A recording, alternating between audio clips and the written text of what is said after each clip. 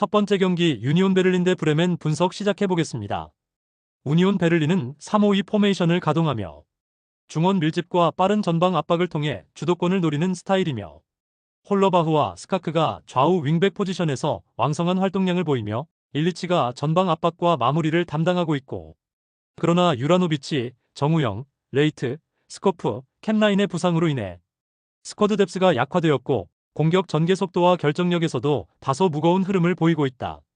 브레멘은 3-4-3 포메이션을 가동하며 균형 잡힌 전개를 시도하고 있고, 둑시와 은진마가 전방을 책임지며 슈미트가 중원 연결고리 역할을 맡고 있으나 수비 전환 과정에서 뒷공간 커버가 느려지는 문제가 종종 발생하고 있고, 또한 결정적인 찬스에서도 마무리 능력 부족으로 인해 흐름을 이어가지 못하는 경우가 많다. 우니온 베를린은 안정적인 수비를 유지하지만 공격 전환 속도에서 답답함을 보이고 있고, 브레멘은 빠른 전개를 시도하지만 골 결정력 부족으로 인해 기회를 살리지 못하고 있고, 결국 두 팀 모두 경기 주도권을 명확히 가져가지 못하며 접전 양상이 이어질 가능성이 높은 매치다. 두 번째 경기 장파울리 대 슈투트가르트 분석 시작해보겠습니다. 상파울리는 3-4-3 포메이션을 기반으로 중원과 측면을 동시에 활용하는 전개를 시도하고 있고, 시나니와 바이스하우프트가 측면에서 스피드를 활용한 돌파를 시도하고 있으며 길라보기가 중원에서 볼 배급을 담당하고 있고, 하지만 맥커프가 카드 징계로 결장하고 어빈, 브루헤르트, 센즈까지 부상으로 이탈하면서 수비진의 뎁스가 크게 약화된 상태고, 특히 페널티박스 부근에서 세컨볼 대응과 1차 방어선 유지가 흔들리는 장면이 자주 발생하고 있다. 슈투트가르트는 4-2-3-1 포메이션을 활용하며 안정적인 빌드업과 빠른 침투 플레이를 구사하고 있고, 슈틸러가 박스투박스 롤을 수행하며 최후방과 최전방 사이를 오가고 있으며 데미로비치와 퓨리히, 운다브가 전방에서 슈틸러의 패스를 받아 빠르게 마무리하는 공격 패턴을 반복하고 있고, 바그노만, 체이스, 자가두의 부상 이탈에도 불구하고 중원과 최전방의 연계는 견고하게 유지되고 있다. 슈투트가르트는 슈틸러를 중심으로 박스투박스 전개를 유기적으로 펼치며 공격 흐름을 주도할 전망이며, 상파울리는 수비 뎁스 약화로 인해 페널티박스 주변 대응에 애를 먹을 가능성이 높고, 전체적으로 슈투트가르트가 흐름을 장악하며 승리를 가져갈 가능성이 높은 매치다. 세 번째 경기 에버턴 대 입스위치 타운 분석 시작해보겠습니다.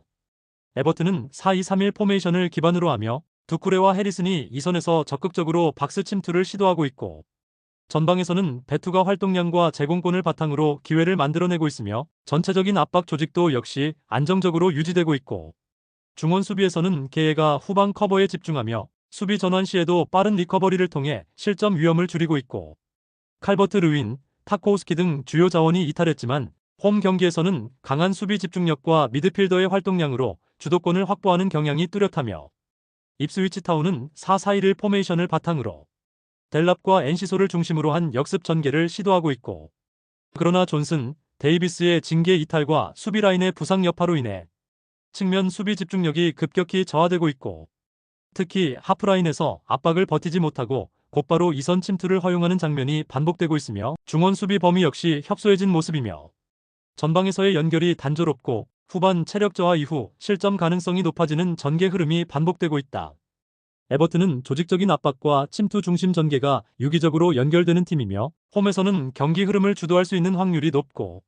입스위치 타운은 수비와 중원 이탈자가 다수 존재해 경기 전체 리듬 유지에 어려움을 겪고 있으며 후반으로 갈수록 집중력 저하로 실점이 반복되고 있고, 이번 매치는 홈에서 안정된 구조를 가진 에버튼 쪽으로 흐름이 기울어질 전망이다. 네 번째 경기 레스터시티 대 사우샘프턴 분석 시작해보겠습니다. 레스터시티는 4-2-3-1 포메이션을 바탕으로 전방에서 제이미 바디를 중심으로 한 직접적인 침투 전개를 시도하고 있고,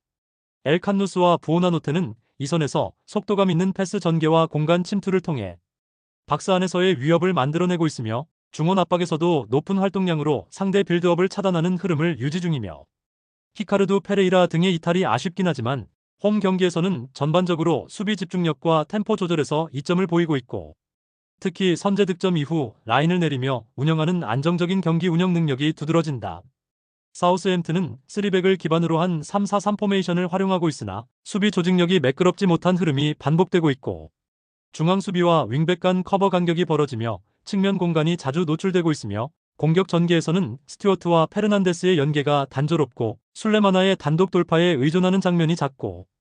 오누아추, 테일러, 바주누 등 핵심 자원들의 연쇄 이탈로 인해 공격 전방의 결정력과 수비 안정성 모두 하락한 상태고, 후반으로 갈수록 체력 부담이 커지며 수비 간격이 쉽게 벌어지는 문제가 반복되고 있다. 레스터시티는 홈에서 수비와 압박 모두 안정된 조직력을 보이고 있으며 전개 속도와 침투력에서도 완성된 흐름을 만들어내고 있고, 반면 사우스햄튼은 수비 불안과 공백 이탈, 체력 저하가 복합적으로 겹치며 실점 리스크가 높은 흐름을 반복하고 있고, 결국 이 경기는 전술 밸런스와 완성도 측면에서 앞선 레스터시티 쪽으로 명확히 기울어질 가능성이 높다. 다섯 번째 경기 비아레알 대 오사수나 분석 시작해보겠습니다. 비아레알은 4-4-2 포메이션을 바탕으로 좌우 측면 침투와 박스앞 연계 전술을 안정적으로 완성시켜 나가고 있고, 아요세 페레즈는 결정력과 박스 안 움직임에서 탁월하며 바리는 중원 압박과 전환 속도 조절에 핵심 역할을 한다. 페페는 세컨드볼 대응과 측면 연계에서 활력을 불어넣고 있고, 전반적으로 하프라인 위에서 공격 템포를 이끌어가는 구조고, 예레미 피노의 결장은 아쉽지만 전반적인 조직력은 유지되고 있으며 홈에서는 공격 효율이 눈에 띄게 높아지는 팀이다. 오사수나는 수비적인 5-3-2 포메이션을 유지하면서 라인을 깊게 내리는 전형적인 대응 중심팀이며,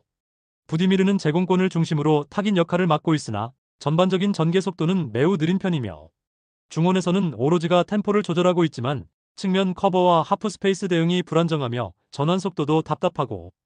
카테나의 결장으로 인해 수비라인 내 커버 밸런스가 붕괴되는 상황이며 원정에서는 유독 수비 응답이 늦어지는 패턴이 반복되고 있다. 비아레알은 압박 템포와 측면 침투 전술이 안정적으로 작동하고 있으며 오사수나는 수비 구조의 흔들림과 전개 단절 문제를 반복적으로 노출하고 있고,